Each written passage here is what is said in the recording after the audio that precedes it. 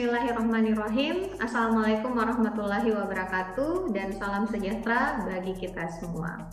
Saya Eka Astra Susilawati, salah satu dosen Prodi D3 jurusan Akuntansi Politeknik Negeri Ujung Pandang. Kali ini perkenankan saya untuk menjelaskan terkait dengan mata kuliah Manajemen Keuangan menggunakan metode DIA, Delivery, Interaction, and Assessment. Video ini dibuat sebagai salah satu persyaratan sertifikasi dosen tahun 2025, yaitu pernyataan diri dosen unjuk kerja Tridharma Perguruan Tinggi atau PDD UKTPT aspek pengajaran. Berikut ini saya akan menyampaikan sekilas tentang mata kuliah Manajemen Keuangan. Mata kuliah Manajemen Keuangan merupakan mata kuliah wajib bagi mahasiswa semester 4 Prodi D3 Akuntansi jurusan Akuntansi Politeknik Negeri Ujung Pandang. Mata kuliah ini terdiri dari 2 SKS teori dan 1 SKS praktikum. Mata kuliah Manajemen Keuangan merupakan rumpun dari mata kuliah manajemen.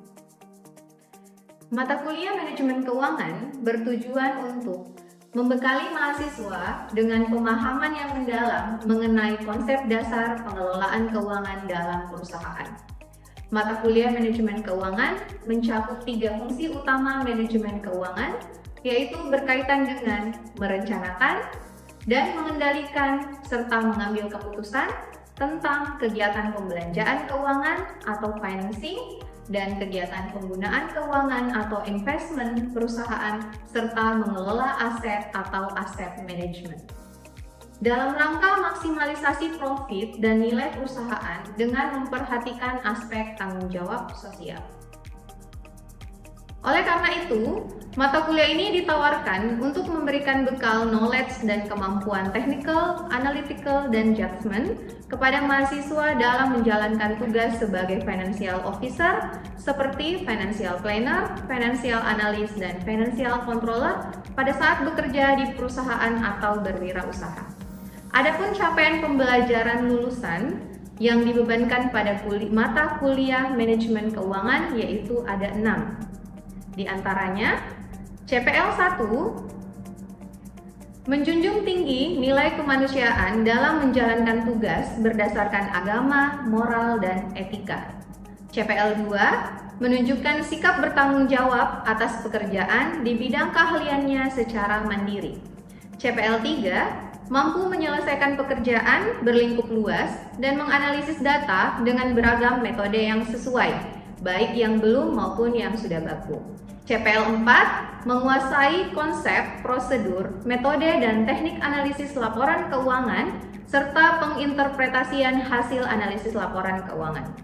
CPL 5 mampu melakukan analisis terhadap laporan keuangan dengan penekanan pada kemampuan dalam menghitung rasio-rasio keuangan untuk menyajikan informasi tentang kondisi dan kinerja keuangan perusahaan.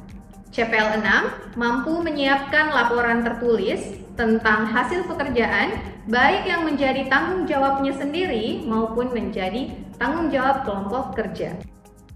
Capaian pembelajaran mata kuliah atau CPMK untuk manajemen keuangan ada 2, yaitu CPMK 1 mampu menjelaskan dan menerapkan konsep-konsep dasar manajemen keuangan yang berkaitan dengan keputusan pembelanjaan keuangan atau financing, keputusan penggunaan keuangan atau investment, dan keputusan pengelolaan aset atau assets management. CPMK 2 mampu menyelesaikan kasus-kasus dasar tentang pengelolaan keuangan secara efektif dan efisien menggunakan berbagai metode atau pendekatan yang sesuai secara manual maupun menggunakan aplikasi pengolah data. Angka yang tersedia baik dikerjakan secara mandiri atau kelompok dengan penuh tanggung jawab dan memperhatikan etika akademik. Referensi untuk mata kuliah Manajemen Keuangan ada 2, terdiri dari referensi utama dan referensi pendukung. Referensi utama terdiri atas Buku ajar manajemen keuangan perusahaan, teori dan aplikasi oleh Bahri dan tim, cetakan 1 tahun 2022. E-book Lawrence J. Gitman and Chad J. Sutter 2014, Principle of Managerial Finance, 14th edition. Van Hoon, James C. dan John 2014, Fundamentals of Financial Management, Prinsip-prinsip manajemen keuangan, 13th edition.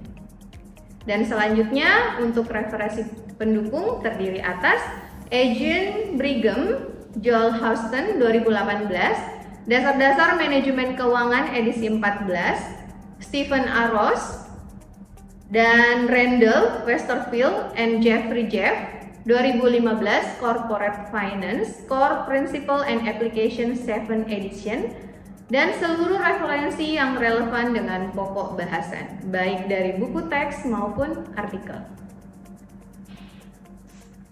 Mata kuliah ini akan disampaikan secara tatap muka di dalam kelas sebanyak 16 pertemuan, terdiri dari 7 pertemuan sebelum UTS, 1 pertemuan UTS, 7 pertemuan setelah UTS, dan 1 pertemuan UAS.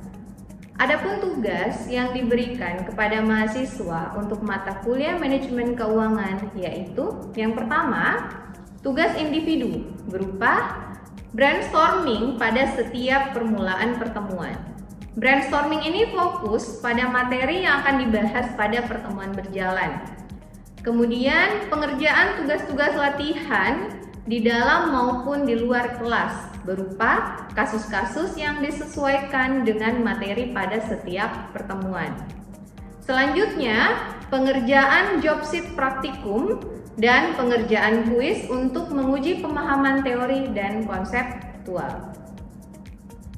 Yang kedua, terkait dengan tugas kelompok berupa project based assignment yang terintegrasi dengan mata kuliah sistem informasi dan spreadsheet berupa proyek lapangan di mana mahasiswa diminta untuk merencanakan dan menilai kelayakan secara finansial suatu proyek berupa produk baru atau perluasan produk yang telah ada atau penggantian peralatan atau gedung.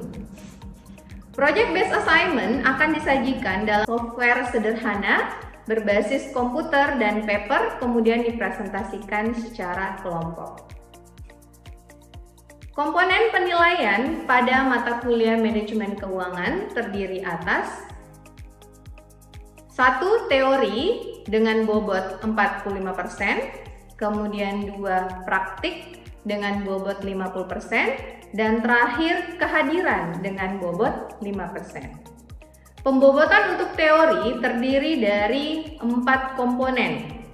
Yang pertama, komponen formatif 10%, ujian tengah semester 30%, ujian akhir semester 30%, tugas 30%. Adapun untuk komponen penilaian praktik bobotnya 100%.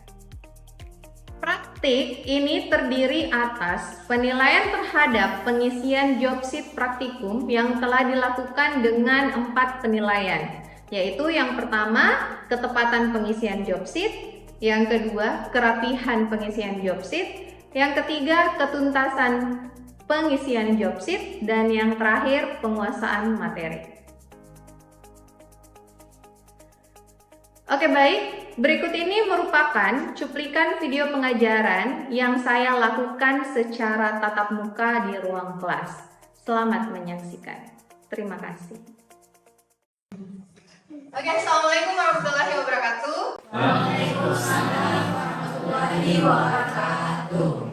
Jadi kita berjumpa lagi di pertemuan kali ini, dan kali ini saya akan membahas terkait dengan overview of financial management. Ya, jadi materi ini sebenarnya materi awal yang harus kita kuasai dan pahami sebelum kita melangkah ke materi-materi selanjutnya di mata kuliah manajemen keuangan.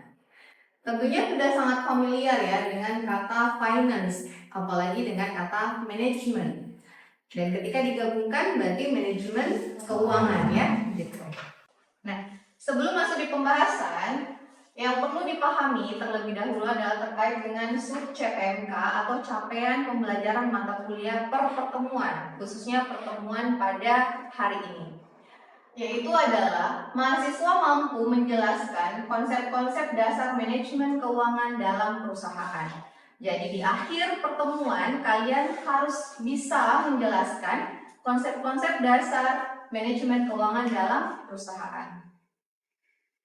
Nah, adapun konten yang akan kita bahas pada hari ini, yang pertama adalah terkait dengan what is finance, kemudian definition and scope of financial management, financial management function, the role of financial management, possible financial goals and business ethics and social responsibility. Jadi ada beberapa hal yang akan kita bahas untuk pertemuan hari ini.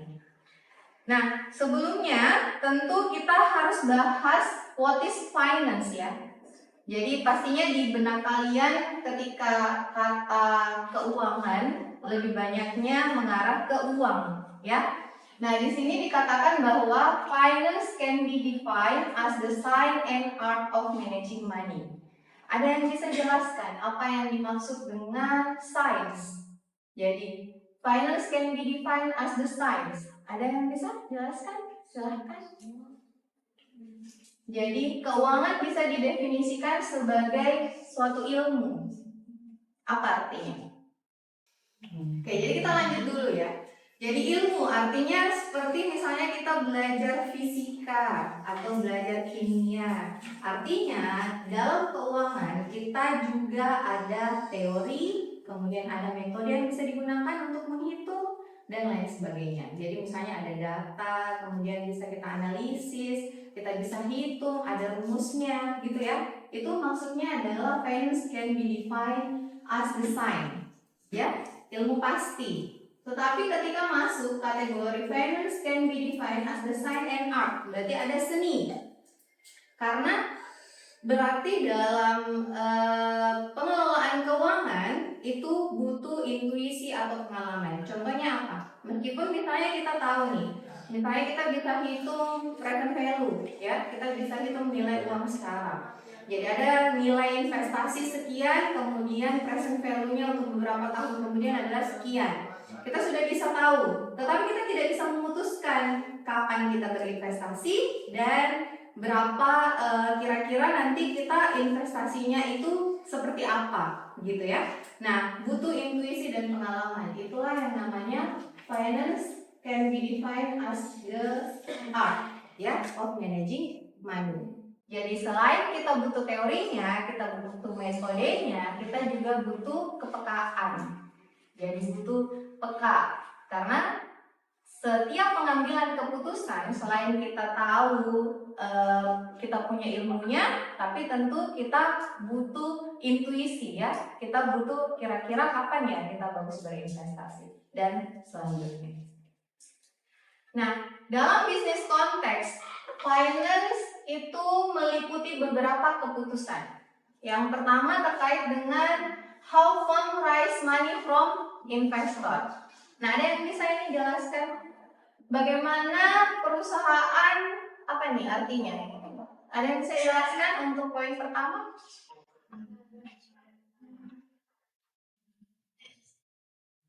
Ada yang bisa jelaskan? Silakan. Iksan. Bagaimana kita mendapatkan uang yang berasal dari investor? Oke. Jadi keputusan pertama adalah terkait dengan perolehan dana. Dari mana uangnya, gitu ya. Kemudian yang kedua, keputusan terkait apa? Ada yang bisa? Oke, silakan Nina. Yang kedua itu keputusan pendanaan, bagaimana perusahaan memilih sumber dana. Oke, yang kedua itu ada kata invest ya. Jadi bukan memilih sumber dana, tapi yang cocok untuk sumber dana itu adalah poin 1. Untuk poin 2 itu adalah bagaimana dana itu digunakan. Jadi setelah kita dapat dana, dananya digunakan kemana atau digunakan untuk apa, gitu ya. Makanya dikatakan how firm invest money. Jadi dikemanakan uangnya. Gitu. Nah, poin ketiga adalah bagaimana mereka memutuskan apakah menginvestasikan kembali profit yang telah diperoleh dalam suatu bisnis atau mendistribusikan kembali ke investor. Hal ini dilakukan setelah tadi. Jadi kita cari dana dulu, kemudian setelah cari dana, kita lanjut dengan alokasi dana atau gunakan dana yang sudah ada. Selanjutnya, barang modal yang sudah kita beli itu kita kelola dengan efisien dalam rangka untuk memperoleh profit. Sehingga profit yang ada nanti ini bisa kembali lagi menjadi suatu pengambilan keputusan untuk poin 1, yaitu khususnya sumber dana baru. Gitu. Jadi sebenarnya ketika kita membahas terkait dengan manajemen keuangan, berarti kita membahas terkait dengan mengatur alur uang. Mulai dari kita cari uangnya, kemudian kita gunakan uangnya, terakhir adalah uang itu kita gunakan kemana dan apa yang kita beli kita kelola dengan baik untuk bisa mendapatkan profit. Ya, selanjutnya profit itu kemudian akan bisa lagi digunakan untuk menjadi sumber dana baru.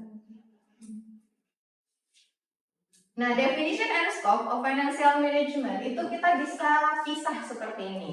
Jadi kita pisah dulu apa sih itu manajemen, kemudian kita cari tahu lagi apa sih itu aspek-aspek keuangan. Jadi fungsi manajemen tentunya sudah sangat familiar karena sudah pernah kita pelajari di manajemen bisnis terkait dengan fungsi perencanaan, kemudian fungsi pengorganisasian, kemudian terkait dengan directing atau pengarahan, dan terakhir adalah terkait dengan fungsi pengendalian atau controlling. Nah, untuk aspek keuangan itu ruang lingkupnya pada 3 hal. Yang pertama adalah terkait tadi financing atau keputusan pendanaan. Kemudian yang kedua adalah investing terkait dengan keputusan investasi. Dan yang terakhir adalah operating atau bagaimana pengelolaan aset, gitu ya.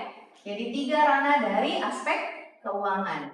Yang mana kalau kita gabungkan berarti manajemen keuangan adalah proses manajerial yang dimulai dari perencanaan, pengorganisasian, pengarahan, dan pengendalian keuangan dalam rangka pencapaian tujuan.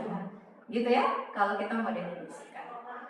Nah, untuk itu, karena ada 3 aspek tadi terkait dengan aspek keuangan, maka dihasilkanlah fungsi keuangan juga 3. Yang pertama tentu terkait dengan financing function. Jadi ada debt. Pertama kita bahas adalah sumber dana dari utang. Apa sumber dana dari utang, Dek? Siapa yang bisa? Iksan. Apa Iksan? Tahu ada saham. Utang. Utang sebenarnya utang bank. Oke, utang bank. Obligasi. Terus apa lagi? Utang usaha. Dan utang usaha. Dan utang lain-lain ya, masih banyak utang lagi.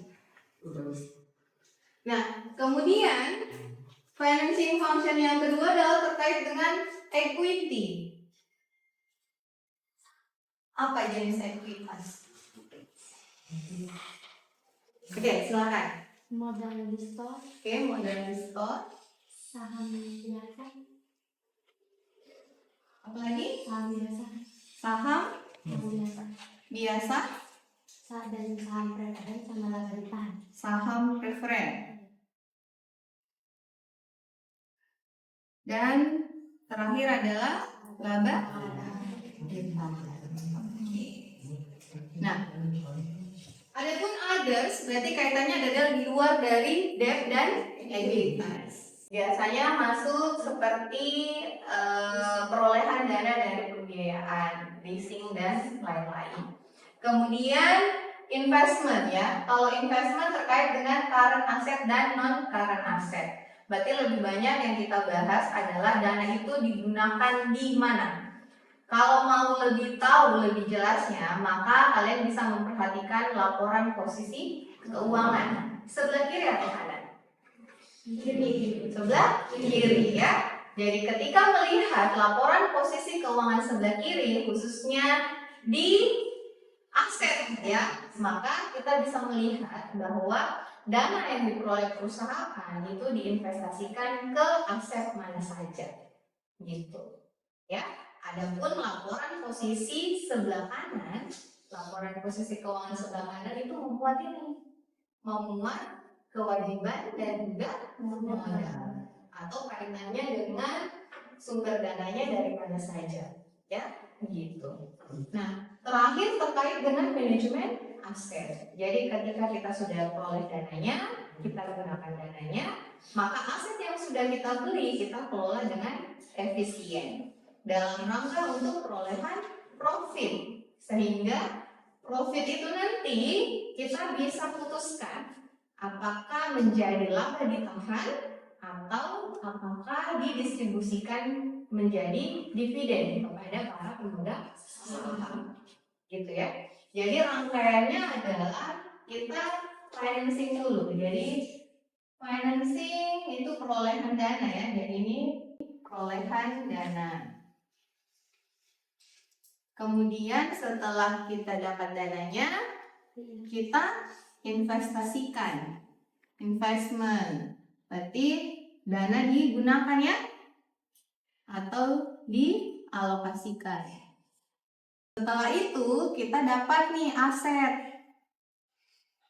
Setelah dapat aset, maka selanjutnya aset ini dikelola. Jadi inilah manajemen aset.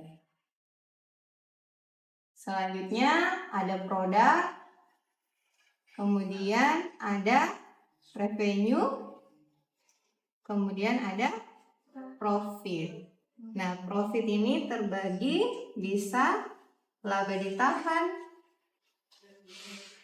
atau di sini dividen. Nah, ketika dia diputuskan menjadi laba ditahan, maka kembali lagi ke sini. Ya, menjadi sumber dana baru. Gitu ya. Ada pertanyaan sampai sini? Aman? Jelas. Nah, ada pun peran dari manajer keuangan ya. Jadi the role of financial management. Jadi ini lebih tepatnya adalah peran dari manajemen keuangan, dalam hal ini manajer keuangan. Jadi ketika nanti kalian menduduki suatu jabatan, khususnya sebagai manajer keuangan di salah satu perusahaan, maka perannya adalah tentu creating and securing atau menciptakan dan menjaga. Apa yang kita ciptakan? Yang kita ciptakan adalah nilai tambah ekonomi. Artinya kita akan berusaha untuk memaksimalkan keuntungan. Ya, jadi nilai ekonomi itu dilihat dari bagaimana manajer keuangan mampu untuk memaksimalkan keuntungan. Ya, kemudian securing, apa yang dijaga? Di sini welfare. Apa itu welfare? Kesejahteraan. Jadi kesejahteraan siapa yang dijaga? Jadi setelah kita bisa memperoleh keuntungan, maka kita menjaga stabilitas keuntungan itu atau menjaga keuntungan keberlanjutan dari perolehan keuntungan dalam rangka memberikan kesejahteraan kepada para pemegang saham.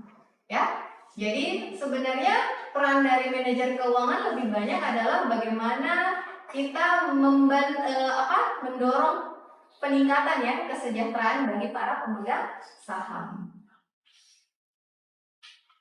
Nah, ketika kita mengetahui atau memahami terkait dengan bagaimana pengelolaan keuangan yang baik atau bagaimana manajemen keuangan yang baik, maka ada beberapa hal yang bisa diperoleh. Yang pertama adalah terkait supply.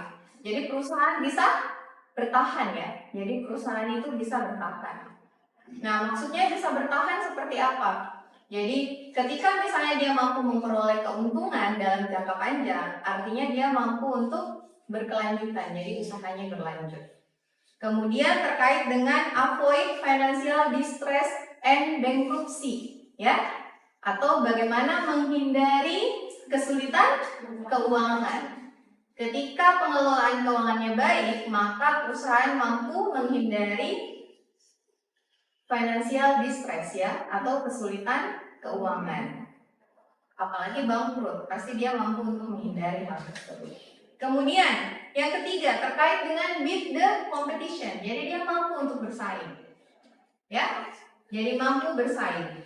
Kemudian maximize sales or market share, jadi bisa memaksimalkan penjualan dan juga pangsa pasar, ya. Minimize cost, bagaimana kita bisa meminimalkan biaya.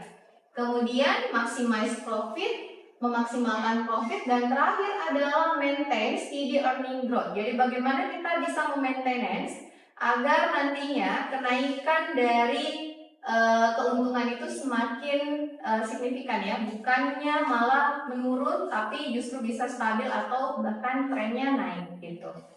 Jadi itu possible goals ketika kita mampu untuk mengelola keuangan dengan baik. Nah, terakhir terkait dengan the goal of the firm.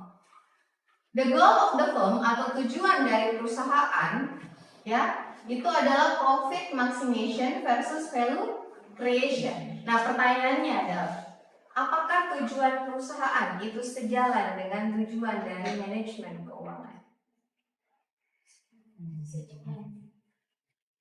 Mana Nila? Sejalan? Sejalan. Kenapa katakan sejalan? Tujuan perusahaan itu memaksimalkan laba. Nah, sedangkan tujuan bagi keuangan itu menciptakan nilai bagi perusahaan sehingga tujuan keuangan sejalan dengan perusahaan. Oke, jadi misalnya tujuan perusahaan adalah memperoleh laba, ya. Berarti tujuan dari manajemen keuangan adalah bagaimana memaksimalkan perolehan laba. Kalau targetnya 10% perolehan labanya, maka dengan pengelolaan keuangan yang baik dia bisa sampai dapat 100% labanya. Gitu maksudnya.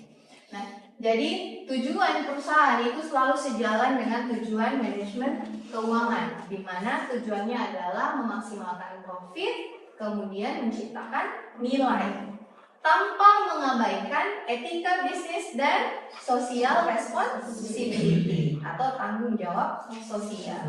Jadi dalam memaksimalkan profitnya, perusahaan dalam hal ini manajemen keuangan itu harus selalu memperhatikan etika bisnis dan tanggung jawab sosial. Jadi tidak boleh misalnya sampai berlaku kurang atau pencemaran pencemaran lingkungan dan lain sebagainya, ya, yang mana merugikan masyarakat dan lingkungan. Jadi selalu harus memperhatikan etika bisnis dan social responsibility. Saya rasa cukup. Ada pertanyaan? Silakan.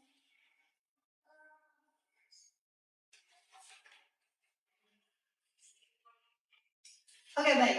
Karena tidak ada pertanyaan, maka kita tutup sesi pertemuan hari ini. Assalamualaikum warahmatullahi wabarakatuh. Waalaikumsalam warahmatullahi wabarakatuh.